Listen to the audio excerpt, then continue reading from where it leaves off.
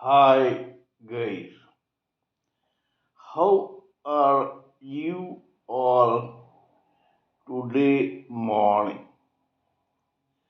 Good morning. Today is 25th December 2023. Today is Christmas. I wish you all a very happy and prosperous Christmas today. So let us continue with our talk for this particular video. My name is TSV Raghavan and I live in Chennai, Tamil Nadu, India. This is my spiritual vlog on YouTube. HARDAN, HARDAN, HARDAN, Haribol, TRSV, Nectar, NECTAR, Nectar. In this particular vlog, in all my previous videos, we have been trying to talk and analyze in detail about the knowledge and information that we have gleaned through the study of spiritual books, scriptures, contemplation on the material universe, and meditation on the spiritual universe. This particular video in this vlog, HARDAN, Haribol TRSV Nectar, is no exception to that rule. In fact, it is a mere continuation of all that we have been trying to do in all my previous videos. So kindly subscribe to this vlog, HARDAN, HARDAN, HARDAN, Haribol, TRSV, Nectar, NECTAR, Nectar, so that when you subscribe for this through a bell icon, I can remind you of all my previous, present, and future videos. So let us continue with the topic of discussion for today's video.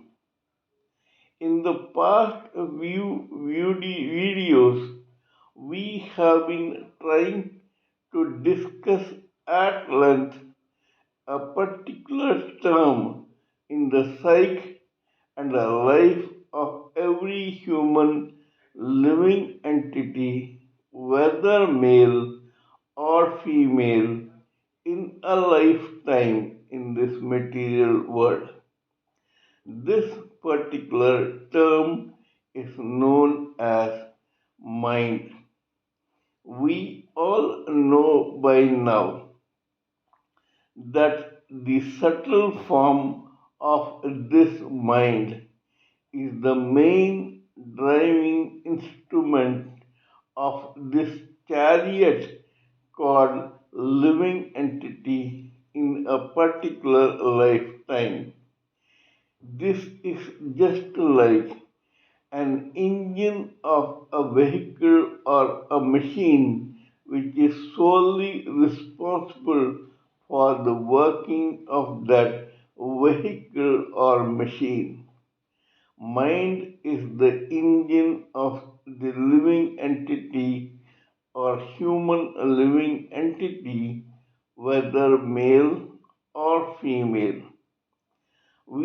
have discussed at length about this particular mind, which is present in every human living entity, whether male or female, in a particular lifetime.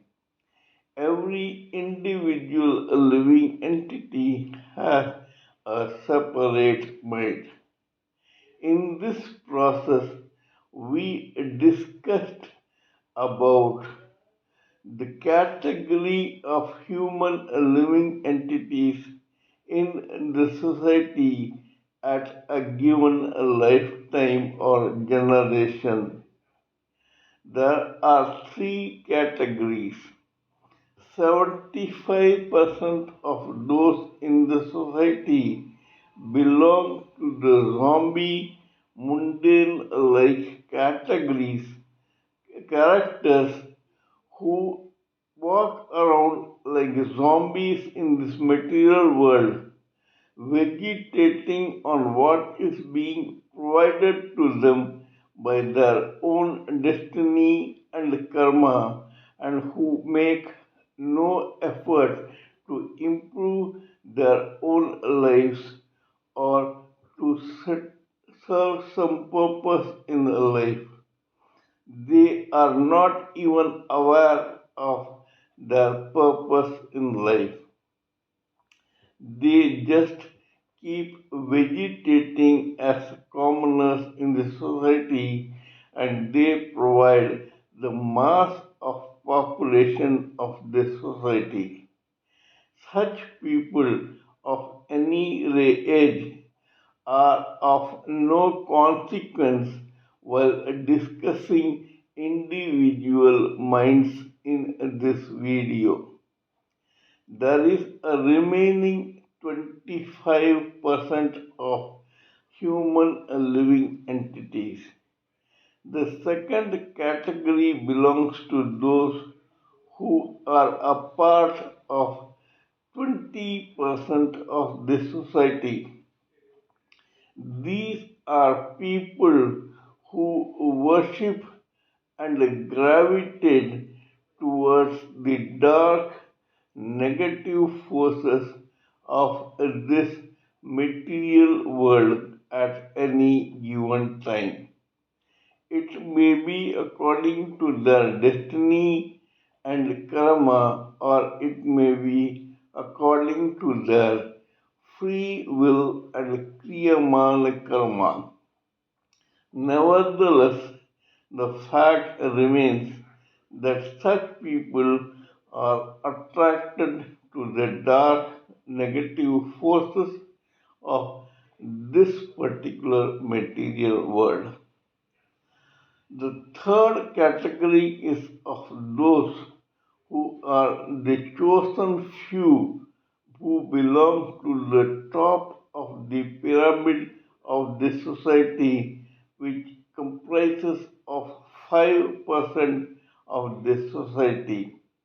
These are people who are chosen ones and who are from a part of the positive and bright energy of the material world, and they may be positively material or positively spiritual. Every human living entity must, if not today, then tomorrow, continue to strive to attain that position where it is said that it is lonely at the top. That is, it is so small in size that it becomes the tip of this mountain called society in a lifetime in this material world. If you belong to this 5% chosen few people's category, then you may say that you are on the way to achieve your own purpose in life and to get self realized, liberated from repeated births and deaths and finally get delivered to the Supreme Personality of Godhead. Nevertheless, as we had decided in my previous videos, we have chosen to consider and discuss some case histories belonging to those characters who unfortunately, advertently or inadvertently, by default or by design, by choice or otherwise, got gravitated towards the negative dark forces of this material world.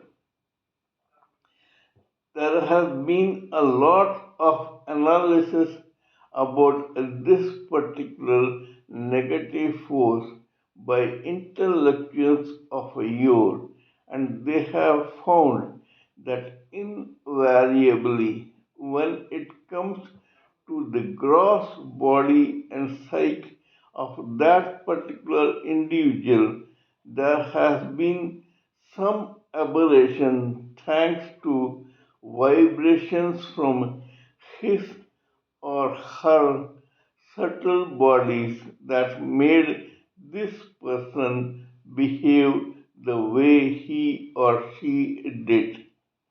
As for example, there was one gentleman called Hermann Goering. He was one of the right hand men or very close allies of this dictator called Adolf Hitler. This Hermann Goering was considered to be extremely talented and brilliant, and he was a very efficient pilot of planes. He was from the part of the Air Force of Adolf Hitler during the Second World War. In fact, he headed the Air Force of Hitler during the Second World War. However, few know that below this man's IQ level was very, very great. In fact, far better than 99% of people of Germany during that time. Yet, he had one problem. This guy had inadvertently gravitated towards the negative forces, and how. They say that the moment he got attracted to Adolf Hitler, he started taking part in several strikes and violent activities for Hitler. One of such incidents was called the 1934 beer hall push in Munich. At that time, Hitler, Hermann Goering, and some of his associates took part in a violent strike where they were shot by the ruling parties or the government's army. One of those bullets hit the leg of Hermann Goering. He was horribly injured. To cure him of this injury, this man was given opium as a sedative to keep the pain down. Opium was a painkiller for this man called Hermann Goering. But here comes the singer. We know how this man got attracted to the dark forces. Inadvertently, this man slowly but steadily got addicted to opium. Opium is a sedative which acts not only as a painkiller but it gives a strange type of high to the person who consumes it. Hermann Goering was no exception, so much so that such an intelligent, efficient person like Hermann Goering spent a few months relaxing and convalescing in his house in some remote area in Germany while all hell was breaking loose in Berlin and Munich in his own party. He got so addicted to opium that he was happy just consuming it and relaxing in his bed. This continuous addiction to opium made him an evil person whose brain began working accordingly. Vibrations from his brain forced him to become addicted to opium so that he could succeed in gravitating and worshipping the negative dark forces of the material world during that period. Hermann Goering played a great role in the Second World War and ultimately he was hanged by the Allied forces after Germany lost the Second World War. Same is the case with his own hero Adolf Hitler. Adolf Hitler probably would have been a nice person, but his circumstances led him to believe that he had to gravitate towards the dark forces right from his childhood. The problem with Adolf Hitler was that though he hated one particular community, alas, he himself partly belonged to that community, and this he came to know only later in life. We will discuss about this story here. Adolf Hitler had one grandmother who was working as a housemaid in a family called Schicklgruber. Schicklgruber was a very wealthy Jewish family in the area of Bavaria in Austria. This lady soon, because of her beauty and prettiness, became a mistress of sorts for that elderly patriarch of the Jewish family called Schicklgruber. This elderly Schicklgruber, who was several years older than that lady, impregnated her. As a result of this, a son was born as an illegitimate child of Schicklgruber and this maid servant. This boy got the surname of Schicklgruber from his father. His first name was Aloy Aloy, and his full name was Aloy Schicklgruber. Because this boy was an illegitimate child of Schicklgruber, this elderly patriarch gave the name or surname to this boy, but he could not make this boy a party to their family property.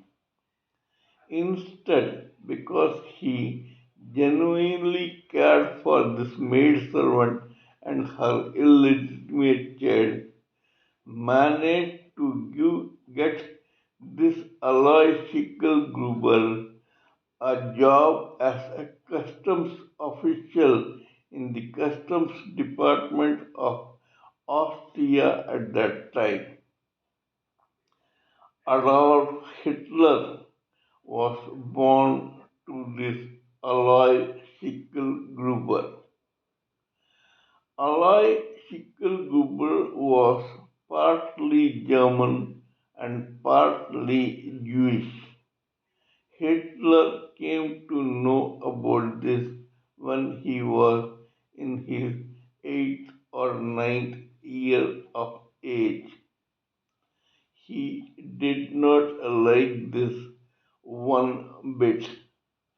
Unlike his other siblings, Adolf Hitler initially gravitated towards his own biological mother, who was a genuine German. Her surname was Heidler. Hitler loved her as much as he despised his own father, Aloy Schicklgruber. Aloy Schicklgruber was a drunkard who went to prison a few times because of his own inefficiency and wrongdoings. Hitler's hatred for this man grew as much as the own father hating this son called Adolf Schicklgruber. Aloy Schicklgruber's biological son was Adolf Schicklgruber. However, when Adolf Schicklgruber was 14 years of age, his mother expired. Hitler got very weepy and distraught at the loss of his own mother. Till that time, he was called Adolf Schicklgruber after his own father's surname, and this father was an illegitimate son of that rich man who was a Jew and whose surname was Schicklgruber. Adolf Hitler wanted to cut all his relationships with his past and his original family. So he took the surname of his genuine German mother. This surname was called Heidler, which later became Hitler.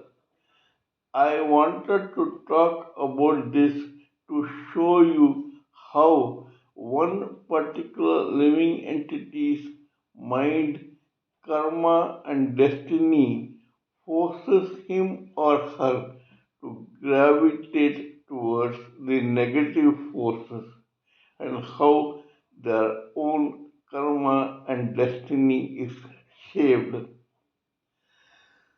Adolf Schicklgruber changed his name to Adolf Heidler or Hitler. This guy left his family in Bavaria and gravitated to the capital of Austria called Vienna. By this time, Hitler did not trust this community called Jews in Austria thanks to his own past. Hitler wanted to become an engineering drawing artist. He wanted to become an architect. This guy tried to give some entrance exams for some university teaching architecture to students who were interested in that line.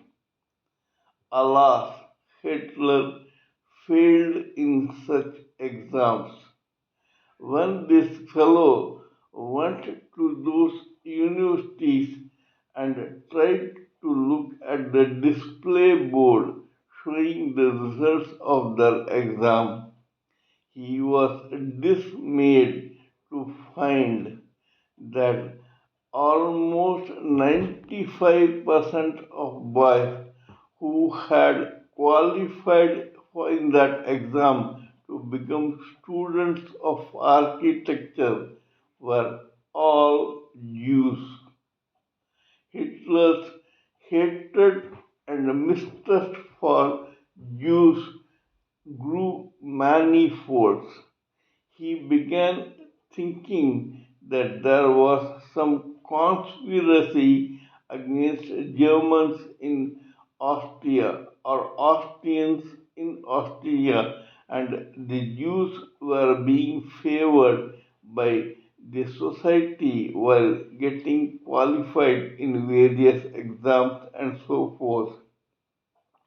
Hitler got very frustrated. At that time, he had no other go but to get a job as a window cleaner with a team of unemployed, disgruntled German youth. Hitler got assignments to clean the windows of several very wealthy people in Austria. When Hitler tried to clean these glass windows by hanging outside the window and trying to wash it, he had opportunities to peep into those windows inside the households to see what was happening there. People of those houses were all quite affluent, and to Hitler's dismay, 75% to 80% of such people were all Jews.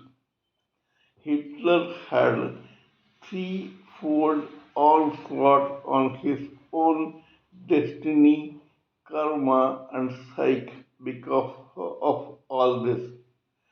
First, his own father was an illegitimate child of a Jewish wealthy person. Second, he had to change his own surname to Hitler to become a complete German. Third, he failed in his own exam to become an artist or architecture drawing artist, and in those exams which he failed, those who succeeded were mainly Jews. And last but not the least, the windows that he was forced to clean to eke out of a living or a decent living was of houses that belonged to very wealthy and affluent Jew households. This increased his hate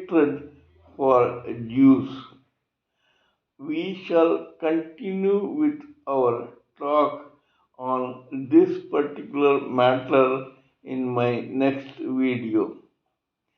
Kindly let me know what you think of my talk on this particular subject. Please give me your own expert views, thoughts, ideas, and opinions so that I may blend everything together for the sake of this society. Before concluding, let me remind you that I am also a published author with Amazon, Kindle, and paperback. I write on spiritualism, fiction, and assorted subjects. Spiritualism happens to be my favorite subject. Till we meet in my next video.